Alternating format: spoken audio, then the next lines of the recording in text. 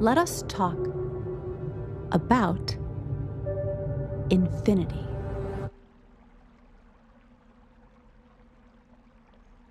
Imagine opening your eyes and finding yourself surrounded by water, and you cannot remember ever not being in that water. The first question you might ask is, how did I get here? You've always been there. What do you mean always? When did I enter the pool? You never entered the pool. You have always been in the pool. Okay, but where was I before I was in the pool? That's a false question. There is no before in which you were not in the pool. You have always been in the pool. Okay, but always, like, how long? Like, a billion years? No, a billion years began a billion years ago. Okay. But I must have been born at some point. What was before me? Oh, okay, so, like, what's our communication disconnect here? There is no before you. You have always existed in the pool. Always. Forever. Infinitely. Yeah, but always.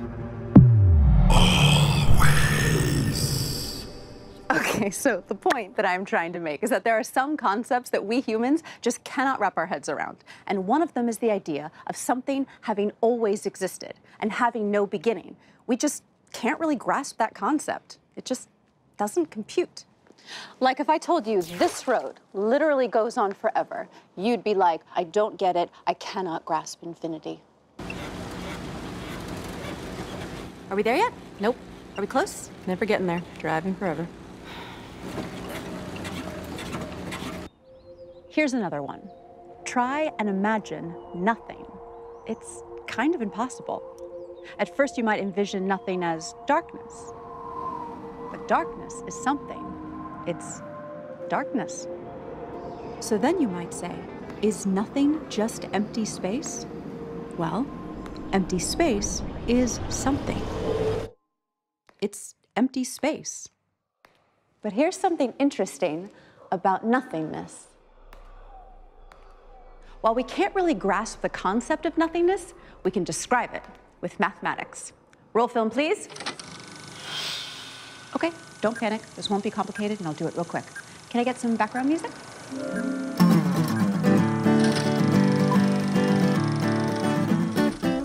So there's this thing called set theory. And in set theory, everything inside a set is what exists. And if nothing exists in the set, then it is called an empty set. And that is basically a mathematical representation of nothingness. Or simply the number 0. It kind of represents nothing. I mean, the symbol 0 is itself a thing, but it can also represent a lack of things. So you can see how we can describe nothingness with math, even though we can't imagine it. Same with infinity. We can't grasp it, but we can represent it mathematically and use it to solve equations. So at least mathematically, infinity totally exists. So, why am I telling you all this? Because another one of the concepts that we have a lot of trouble grasping, even though mathematically it is not only describable, but actually well understood, is dimensions higher than the third dimension. So, you see the square? It has an x-axis and a y-axis. When it has height added to it, it becomes a 3-dimensional cube. It basically grows a z-axis. Okay, that makes sense. A cube is a 3D version of a square. But here's some weirdness, my friends. Okay, listen carefully and just like flow with me. So, you can grow another axis to a 3D cube and get a 4-dimensional cube. Just like flow with me, flow with me.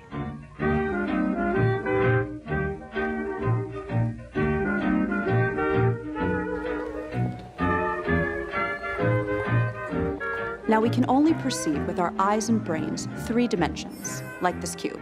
So we can't really grasp this idea of a 4th dimension. It's like, huh? What the hell? 4 dimensions? Which is what you're thinking now.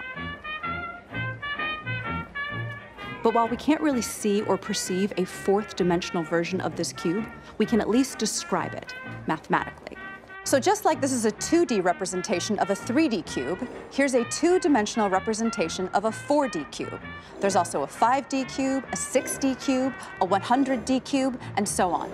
And not just cubes. All shapes have higher dimensional counterparts. Theoretically, there are endless dimensions, and while we can't see any of them, we can describe them using mathematics. Come on. Every time I update this operating system.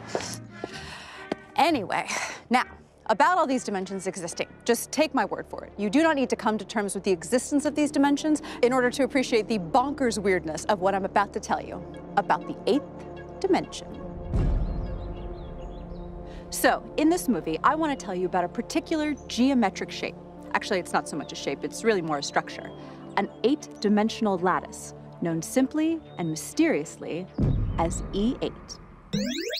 Now that I got my 8D glasses on, I'm gonna watch me some 8D TV. For some reason, this 8-dimensional thing, known as E8, appears to encode all of the particles and forces of our 3-dimensional reality. So let's talk about what E8 actually is. And what it is actually pretty simple. For reals.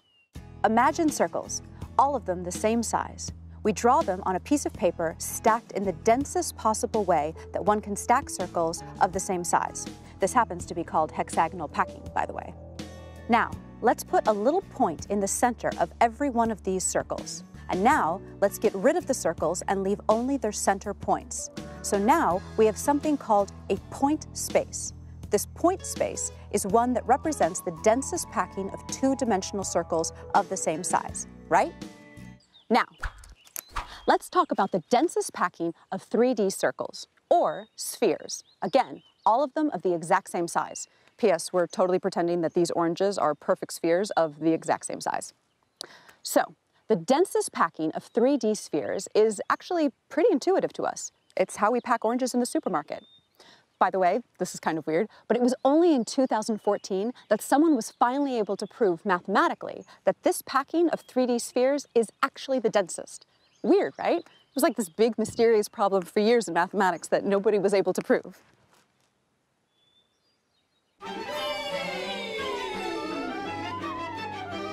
Now let's add points in the centers of all of our spheres while they're in this dense arrangement. And again, let's get rid of all of the spheres and keep only the points that represent their centers.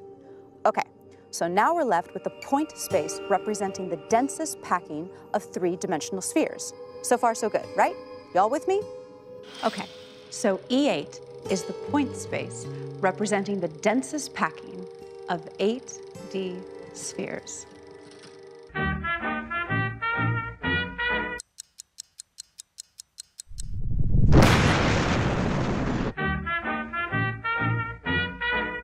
Strings, please. Now, many of you have heard of Albert Einstein's theory of relativity. It's a theory that describes, among other things, how gravity works and how it affects massive bodies, like planets. And many of you have also heard of quantum mechanics. It's a theory that describes very small things, like electrons. No one has ever been able to unify these two theories into what we colloquially call a theory of everything, or more technically, quantum gravity theory. But for years now, there has been a theory that has claimed to be a serious contender in unifying these theories. And you've probably heard of it. It's called string theory. Problem is, string theory has kind of failed. For years, it has been getting tons of funding and grants in academia, but it has never produced any successful predictions. And there are many physicists out there who think that the time of string theory is over, and that E8 may play a more serious role in an eventual theory of everything. So string theory definitely applies to paragliding. Not sure much else. What do you got against string theory? What don't I have against string theory?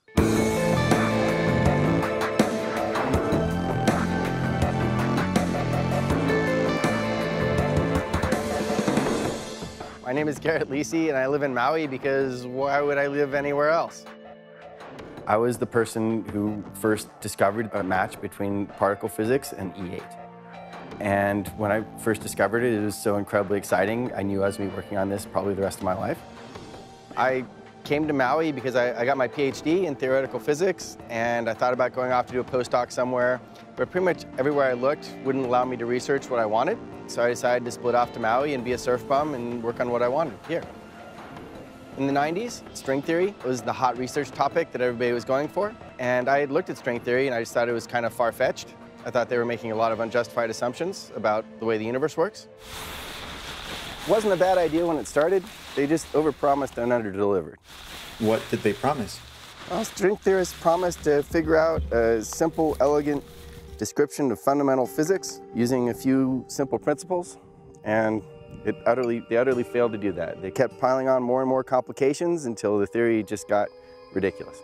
What would string theory people say about what you just said? If they're honest, they'd agree with me.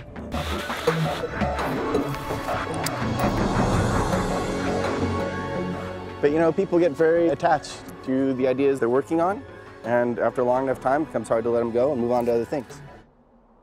String theory has a lot of inertia because you have grants in place that support the projects that are being researched. And you have students working on string theory problems who've started their dissertations, which can last many years. That's one good thing about working on your own. If you just decide the approach you're taking is not going to produce results like you thought it was, you can just wipe the slate clean and work on something else. As a graduate student, I really fell in love with Einstein's theory of relativity. His description of gravity as curving space-time. Okay, so super nutshell explanation of how gravity works according to Einstein's theory of relativity. Now, this is a big oversimplification, so science nerds, do not hate on me. Basically, the idea is that space is a kind of fabric, and objects, such as planets, sit on this fabric and make it sort of bend or curve so that other objects, like other planets, will fall toward it. Heavier objects cause a heavier curving of space, or a stronger gravitational pull, meaning objects fall towards them faster. So this is a very geometric description of gravity. When I studied particle physics, it's just it wasn't a geometric theory in the same way that gravity is described as curving space-time. So I wanted to understand a description of elementary particles that matched up with Einstein's theory of gravity. Because the universe is just one thing, right? So there has to be a unified description of this place where we are living. When you do fundamental mathematics, you invariably see these very elaborate, complicated, beautiful mathematical structures that come out. And it just so happens that some of these beautiful mathematical structures describe our physical universe. We know of these forces that exist in the universe, right? Gravity, electromagnetism, the weak force, the strong force, and we have this whole spectrum of elementary particles and properties. So this is an idea that's been around for a long time, and I'm going to describe it using a hypothetical scenario. Imagine if we lived in a two-dimensional universe, a totally flat universe. All particles, atoms, people, buildings, all are totally flat, like a cartoon. Okay. So in this 2D universe, all particles, such as electrons, quarks, photons, would all be two-dimensional. So let's take one of these hypothetical two-dimensional photons, for example. The idea is that there is a circle attached to it in the third dimension, sort of above this 2D universe, in such a way that the photon is actually just a point on that circle. And that point appears in our 2D universe as a photon. We cannot see the entire circle popping out of 2D, just the point of the circle that touches our universe. This circle is called a fiber. The fiber represents how the photon moves through space and time. So a photon is represented by just this one circle, and other particles and forces are represented by different combinations of circles. The fundamental force, known as the weak force, for example, has 3 circles that twist around each other in certain ways. These groups of circles form what are called Lie groups. Okay, so that explanation assumed a hypothetical two-dimensional universe. But in our actual universe, which is in 3D, the fibers attached to our 3D space are in even higher dimensions. So physically, we live in 3-dimensional space. And there are these other higher dimensional fibers attached to every point of our space. And as these fibers twist over our space in time, that appears in our space as particles propagating from one point to another. This is what all matter, all forces, this is what everything is. This description of particles is entirely geometric. All the forces we know of, they're coming about from the curvature of these fibers, the same way gravity is the curvature of space-time. And this has actually been known and standard in physics for over 70 years now. So this idea was exciting for a few decades, but then people sort of forgot about it and started working on string theory. But string theory, as you guys know, didn't pan out so well. So Garrett took a big step backwards and tried to combine the theory of these circles with gravity. And some interesting things happened. So just like numbers, you can add Lie groups. Like you can literally add groups of circles into larger groups. So when Garrett added together the Lie groups representing each and every force and particle in nature that we know of, along with the Lie groups representing some theorized but not yet seen particles, such as the graviton, which is a theorized gravity particle, they all formed this one big Lie group. And I mean a really big Lie group, one that has been known about in mathematics for years. And you guys already know what it's called. It's called E8. E8 is considered by many mathematicians to be the most beautiful structure in mathematics. And it just so happens that there's this correspondence between the particles we see in nature and this most beautiful mathematical structure ever discovered. And there are some discrepancies. We're not sure exactly how it will work or whether it will work at all, but there's enough of a matching between the known properties of elementary particles and the structure of this geometric mathematical object that it's very promising, very encouraging for describing physics. So, to really simplify this, and again, science nerds, don't hate on me, I'm just trying to give you a simple visual. Imagine if behind every particle we see in our 3D world, there is this 8-dimension sort of E8 machine behind the scenes that turns and rotates. And when we view a particle in our world, we see it as an electron or quark or photon or any other thing according to what this E8 machine is doing over there in the 8th dimension and according to its orientation relative to our world. So all particles and forces and space-time itself can geometrically transform into one another according to the geometry of E8. So are all particles the same somehow? Yeah, they're all different fibers of this E8 Lie group. Well, that's just weird. Isn't that great? So it's weird and mysterious that a point space in 8 dimensions is so somehow fundamentally related to our 3-dimensional reality, isn't it? Yeah, that's weird. Yeah. I mean, it's wonderful and mysterious why mathematics works so well to describe our universe at all. Our physical laws, the fact that they're accessible to us, and that some fundamental bits of mathematics actually describe our physical world, that's really remarkable. Like we're living in a bit of mathematics that's come to life. I'm not sure about whether the empire has to be, but once you have the linear window... This is a theory which is documented. And then you go one step larger in the size of your tetrahedron, and then 10 steps larger, then 1,000,000 steps larger. All of the breakthroughs in physics have come from people willing to step outside the box and do something creative and radical. Hi, my name's Klee Irwin. I'm the director of quantum gravity research, working on a theory of everything called emergence theory. I've given up every other focus in my life. I quit my job as an executive years ago to focus on this every day with a team of physicists and mathematicians who work with me. Yes.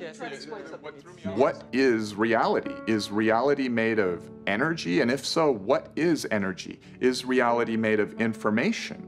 And if so, what kind of information? Is it binary, made of zeros and ones? Is the universe a binary computer? Okay, so in Klee's theory, reality is at its most fundamental level a code, or a language, and this code relates deeply to E8. Klee envisions a substructure of space and time at the tiniest possible scale. You know how your TV screen is broken down into fundamental units called pixels?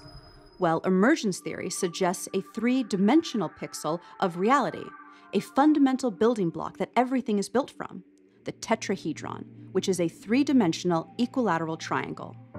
These tetrahedra combine with one another through various mathematical rules throughout all of space into a massive structure Klee calls the quasi-crystalline spin network. And this network isn't some random arbitrary idea. It comes directly from E8. So now you have a conundrum, because you have this mathematical idea that reality relates to higher dimensions, and yet you're measuring or observing 3D. So the only solution that we can think of is quasi-crystals. Quasi-crystals. That's a mouthful. Some people call them quasi-crystals. Okay, so let's talk about what a crystal is first. A crystal refers to a type of pattern, a periodic pattern. A checkerboard is an example of a two-dimensional periodic pattern where if you extend it infinitely, it'll just be the same pattern forever. You can also have three-dimensional crystal structures like this cubic lattice. Now, imagine projecting a three-dimensional cubic lattice to a two-dimensional surface. You create a shadow. This shadow also has a pattern, but it isn't periodic. It also isn't random. It's aperiodic, a quasi-crystal. A quasi-crystal in a certain dimension is a projection of a crystal in a higher dimension. Remember those points representing the densest packing of circles and spheres? Actually, those points are arranged in a crystalline order. Now, the E8 lattice is actually an 8-dimensional crystal, and Klee's group projects this E8 crystal from 8D to 4D to 3D at a specific irrational angle to form their theorized fundamental substructure of spacetime. When I make an irrational projection of E8 down to a lower dimensional shadow of E8, something remarkable happens. The object becomes a language.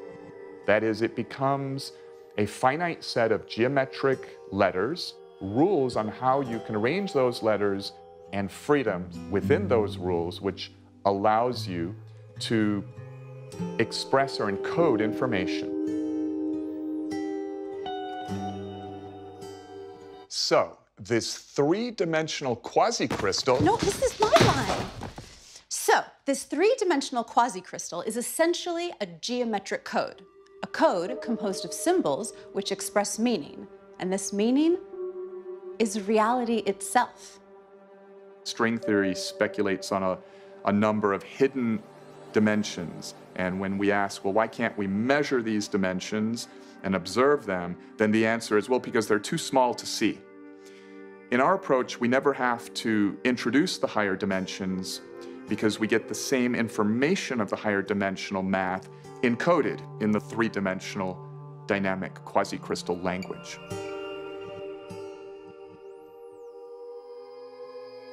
Mathematically, one can recover the information of the E8 lattice that encodes unification physics from the lower dimensional quasi-crystal.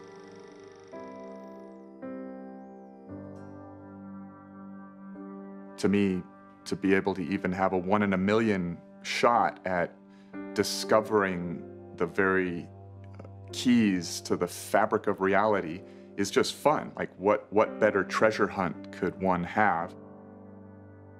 I think that the world is getting crowded, and there's a lot of people not having fun because they're focused on getting enough water that's clean or food.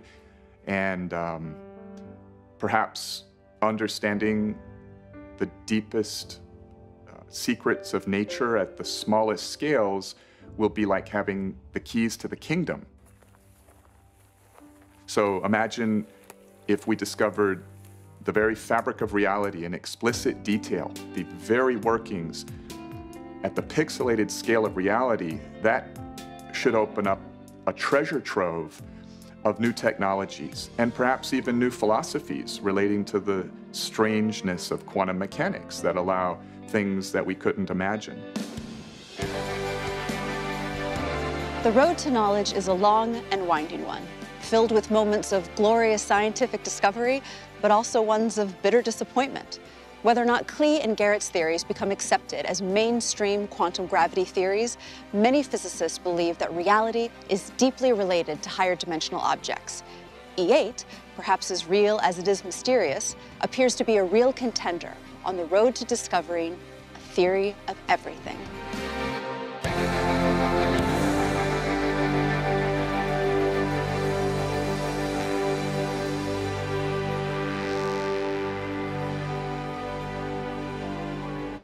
Hey, can you reward them for sitting through that whole explanation with like some 80s rock and roll?